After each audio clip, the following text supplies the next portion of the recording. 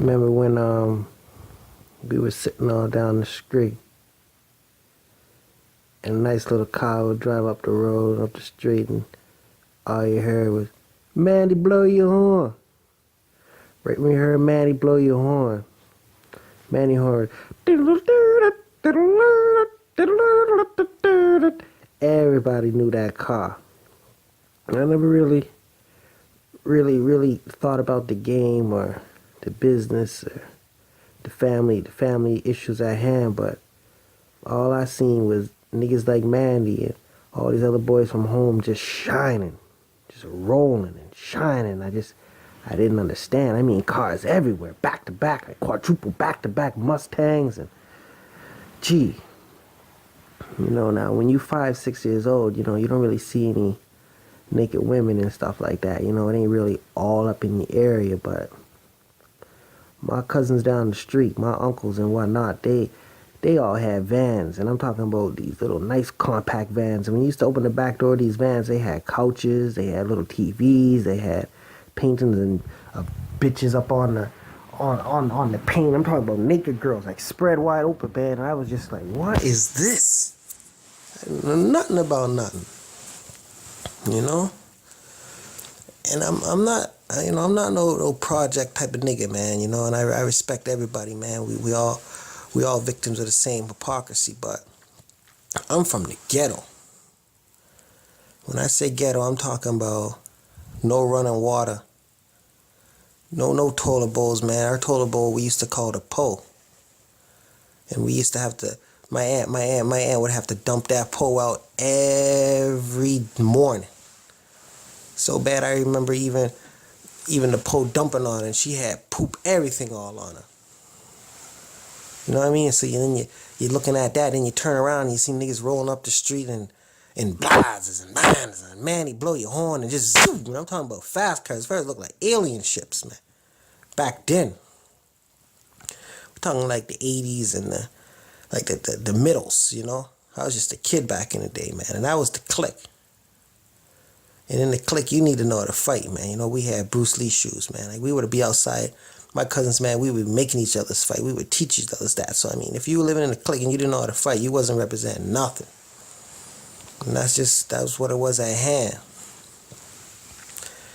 I was all into the music and the Michael Jackson, you know what I mean? The Kung Fu movies and the little football outside, you know what I mean? I was into all that.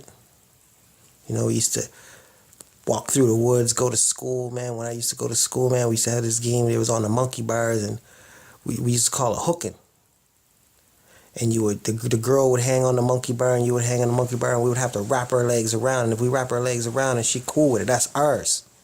And that's how we were getting girls. So right there, that word rapping came official.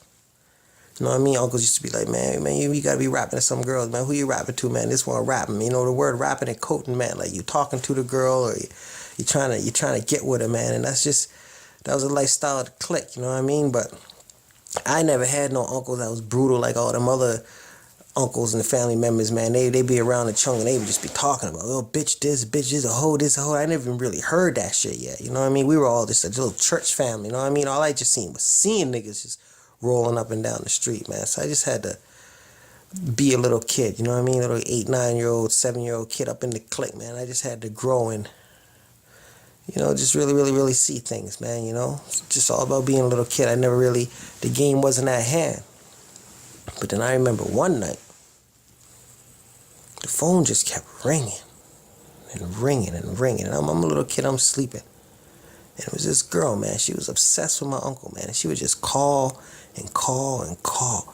She would throw rocks at the house. It just got bad, you know what I mean? Like a stalker to the next level, man. My aunts would change the phone number, and the girl would just keep calling and calling, and we would be like, how did she get the number? There was no cell phones back then. The girl was obsessed. And I used to hear my uncle, man, talking to these girls on the phone, man, and just laying and just whispering to them, man. And it felt like he was hypnotizing them, man. And I was just sucking all that up, man. I was like thinking, that's how you talk to girls, man? That's how you talk to girls? And I believed he was hypnotizing them, man, because these girls was calling the house like crazy, man. I just didn't understand how how someone could do that, man, to have someone spinning like that. And that was just little baby spinning, man. I didn't really know nothing about no real spinning until I really got deep up in the click and I just started hitting the road, you know what I mean? But right, keep in mind, I was just a little kid. You know nothing about no showers and seeing white people and shit like that, man. I'm from an all black community. You know what I mean? And we were from the country. You know what I mean? In the country where you seen your uncle motherfucking slit the cow's throat, shoot it in the head, or shoot it in the head, then slit the throat, man. And then my cousin grew up with the cow, man. He thought that was his cow. You know what I mean? The next thing you know, they cut the throat, shoot the cow in the head, gone. Cutting chickens and cutting the chickens' heads off, chickens running all around, still alive, man. I'm seeing all this as a kid. I was like, this is life? There's nothing easier out there. Then my mother told me, man, we moving to the capital. I had to say goodbye to my million cousins and my 9 uncles and 6 uncles, 7 aunts and a million aunts. I had to say goodbye to everybody, and I was a family nigga. I was going to the capital by my owns. That what was popping.